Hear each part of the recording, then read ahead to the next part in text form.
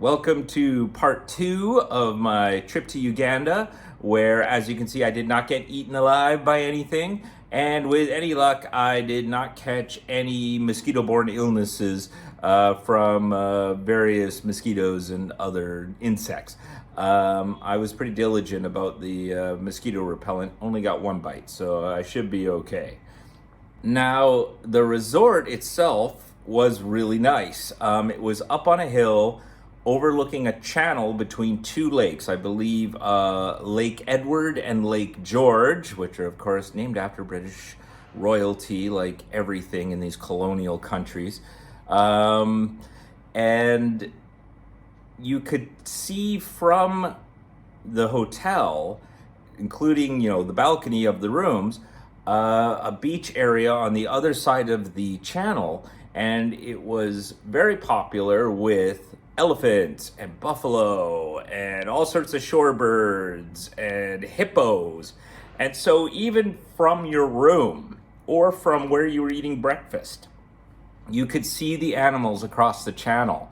And it was just so cool to be like, okay, well, there's animals in the distance there, and you could generally make out what they were. And, some of us had binoculars with us so we could get a closer look or take pictures with our camera. And there were also animals that roamed around the grounds of the resort. In fact, the resort warned you that at night, try to stay in your room. Don't just kind of leave your room in the middle of the night and go wandering around, because there's no way to know what animals may have drifted into the area. The place wasn't fenced off. Animals could potentially roam freely. And one evening, there was a leopard sighting, apparently, which led the resort to having guards escort the guests to their rooms when we were leaving the main lodge to head to our rooms. A guard would come with you with a flashlight and a firearm and all that, just in case a leopard was around. There were other animals that were, less dangerous that would roam the grounds. The first morning, I opened my curtains to see warthogs grazing on the grass in front of my patio, which was really cool and completely unexpected, just seeing some of these warthogs just grazing away. And the hotel says, yeah, they're fine. Just don't try to pet them or get too close. They might charge at you. Makes sense. They're wild animals. We also saw wild mongooses. What's the plural of mongoose? Mongoose? Mongooses? We'll go with mongooses. Anyway, there are a whole bunch of them roaming around as well. I guess they eat rats and snakes. So, okay, cool, good on them. There was a report, someone said they saw a buffalo roaming around. A little skeptical of that because it was pretty high up the hill from the water, but okay, maybe a buffalo was roaming around. Monitor lizards. We occasionally saw monitor lizards. Those big lizards, not quite Komodo dragon size, but yeah, I'd say they were about, with the tail, getting to around 3 feet long. So that was cool to see.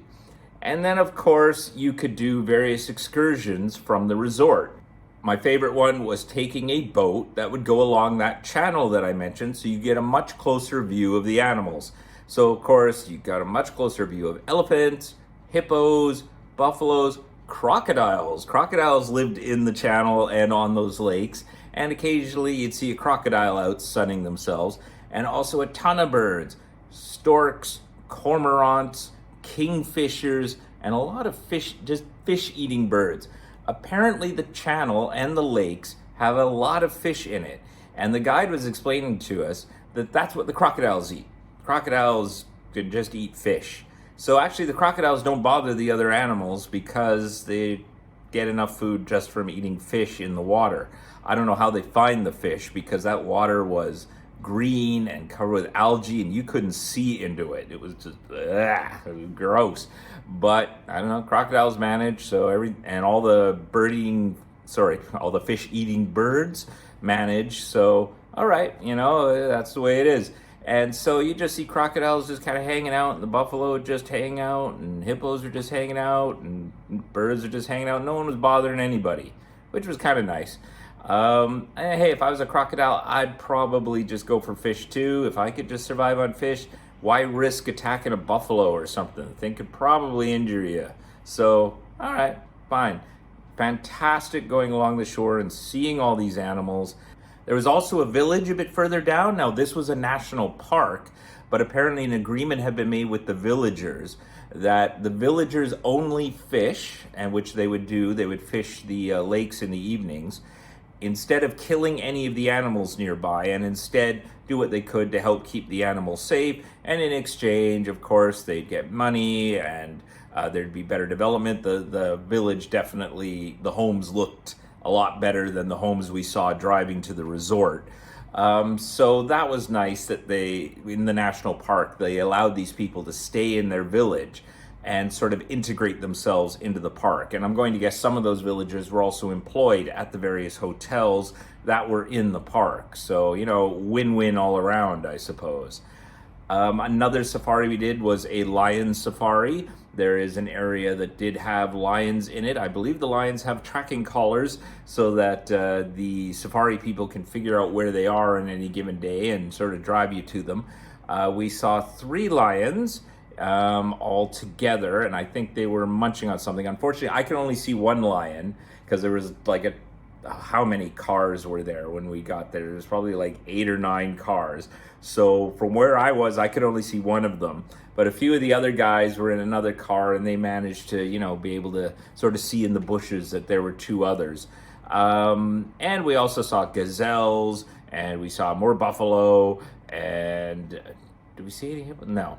And one animal I thought we might see, but we didn't, was giraffes. Apparently there were no giraffes in southwestern Uganda. I think they're more in the plains areas like Tanzania, Kenya. Same with wildebeests. Didn't see any of those. And we also did an excursion to a nearby salt lake. The area in southwest Uganda is volcanic. It's in sort of the Rift Valley. And over the millennia, there had been these craters that had formed. And they're not formed by meteorites, they were formed by volcanic activity. And many of these craters have small lakes in the center of them. And these lakes contain all sorts of salts and minerals. And so the one lake we were taken to was being basically mined by the nearby village. They would set up, salt pans to evaporate the water off so they could collect the salt. They would also go further out into the lake and literally chip layers of salt off the bottom of the lake and then bring that back up to dry and then to sell the salt. The salt was also sulfurous because sulfur was boiling through the water, so the place smelt like sulfur. It was a bit, And a local villager guided us through the salt pans and explained the whole process of what they were doing and so forth, and that was really nice. And finally, to get back, we flew to Entebbe. Now, the resort was actually surprised that we drove to the resort because the resort had a dirt airstrip right next to it, and it was pretty standard for their guests to just fly from Entebbe, to fly a little over an hour to get to the resort. But we had driven, which was, unusual. But having spent the entire day driving, we kind of all agreed, let's kind of been there, done that, and we're just gonna be taking the same road going back home, so, let's just fly back.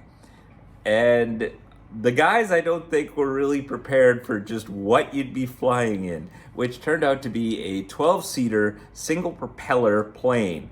Now, there was actually 14 of us, and there were other people in another town that needed a ride to Entebbe as well. So the airline, because it was a commercial airline, had 2 flights for us. So one group went straight to Entebbe, and my group was only 6 people, and we first flew to this other resort town to pick up 6 more people before flying on to Entebbe. And it actually was really cool to fly in a plane that small. Now, as you know, in Canada, you also get similar sized planes. The smallest I'd been in, I think, was an 18-seater flying between Vancouver and the Okanagan. But a 12-seater single propeller was probably the smallest thing I've been in. But it was fine, and it was great to, just see the countryside. Looking out the window, it seemed like most of Uganda was pretty much farmland. Like, you could see that it was probably covered in jungle, back in the day, but most of it's gone. It's all now farmland for livestock or whatever, or swampy, marshy land because you're very close to all these lakes and the rivers are very slow and they just create these large marshes and swamps, which is probably where I guess most of the malaria carrying mosquitoes come from. We were fine. I think I got bit by a mosquito once the whole trip. The mosquitoes weren't as bad as I thought, but geez, I was lathering on mosquito repellent the whole time, worried that there are going to be mosquitoes coming out of nowhere. I'm still on anti-malarial tablets because you got to keep taking those for about a month after your trip. But given I've only had one mosquito bite, fingers crossed, it's all cool, and we'll see how it goes from there. Here's hoping I don't get sick. So that's it. Really enjoyed my trip. We had a great time. Would I go back to Uganda again? Yeah, probably. I wouldn't mind. However, having been to that resort and seen all the animals there, if I want to do a safari, I'd probably do somewhere else. Not because the resort was bad. Actually, I really liked it. They were really nice. It was very well maintained. Everything was great. But it's just that, to go somewhere else to see maybe some different animals or whatever. But, if people are coming by to visit and wanted to go on safari, yeah, sure, okay, why not? Go there, just as long as you're okay with taking a very tiny single propeller plane to get there. So that's it. Hope you had a good holiday, and we'll see you soon.